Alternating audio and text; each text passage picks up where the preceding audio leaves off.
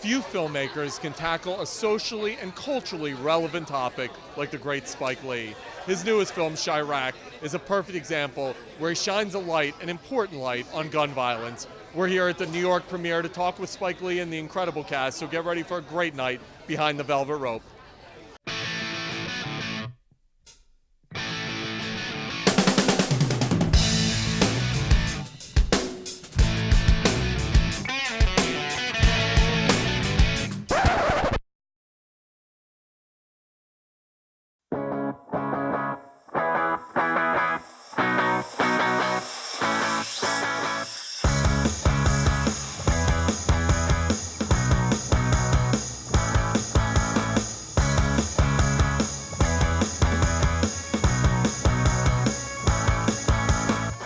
Hey everyone, it's me, Arthur Kade. No one shines a light better on social issues better than you, Spike Lee. What made you want to tackle this one? Save lives. Everybody worked on this film in front of and behind the camera. I told them from the get-go, this film's about saving lives. We want Chicago to know that New York loves them. We got their back and we support them. It's not Knicks, Bulls, that's nothing to do with life and death. We support Chicago. Greek tragedy. Why tell through a Greek tragedy? How did that idea come about? Satire's been used for over 2,000 years, so that's the best. Kevin Wilmot, the co-writer, that's the best way we felt we could tell this story. No peace, no peace. I like. Absolutely. You're a troublemaker in this movie. I have to be. Sometimes you have to rile people's feathers to get stuff done, and that's what Lysistrata does. She says, you know what, I've had enough. No peace, no peace. So you get the script and Spike goes, we're making a movie about gun violence, but it's going to be a Greek tragedy. What's your reaction? Spike didn't do that. He just sent a script and I read it on my own, and I gathered that as I went along. And then once we finally had a conversation, the first thing he said to me was, we have to save lives. That's the first thing he actually said about the script. So as soon as I was reading and I saw the character Lysistrata, I was like, oh, okay, I did that play in college. I did not get to play Lysistrata, but so that piqued my interest. And then when I realized it was set in the south side of Chicago, it's like, okay, and then we had that conversation, and I knew for sure that I had to be a part of this. This is a topic that needs to be talked about. Who better to say it than Spike, right? Spike is the perfect person to talk about such a potent topic. And I actually believe that Spike truly has, I don't know if he got a crystal ball or what it is, but you know, he knows how to get everybody rallied around the right topics at the right time. Working with him and telling just this socially relevant message, that had to have been incredible.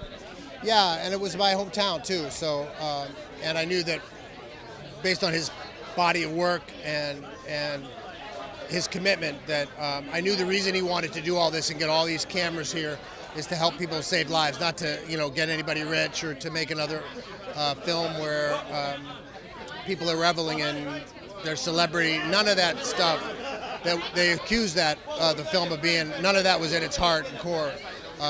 We filmed around St. Sabina Church, and it's a wild movie. It's a satire and has wild shifts of tone, but in its heart, it's very human, and it's basically, Spike said to me, he said, I got something for you, Chi-Raq, and I went, Chi-Raq, all right, you're coming to Chicago, and he says, the only reason to make the movie and to get all these cameras here is to help somehow stop end the violence. He tells this story in a very unique way, the Greek tragedy.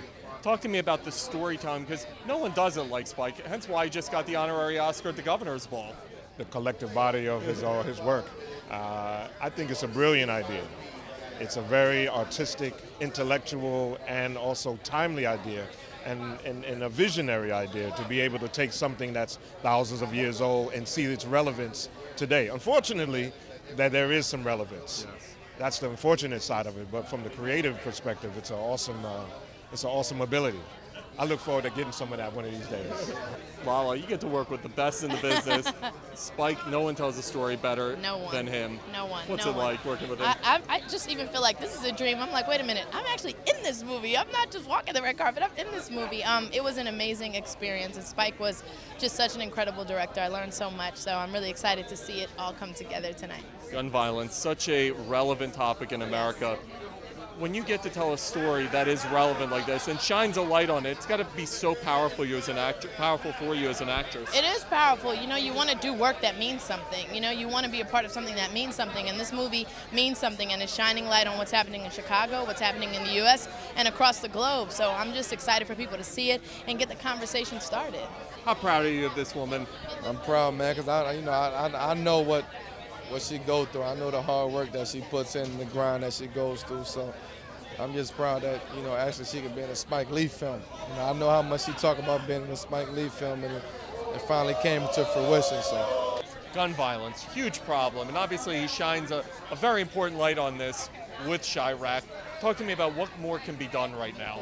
Well, I think in this case, when it's life and death, when it's literally a life and death situation, we need to throw every resource, put every spotlight on it. So I don't think that we intend that this movie, by saying that women withholding sex from their men is going to solve everything. If it's a part of the solution, great. But we also know jobs. We also know job training.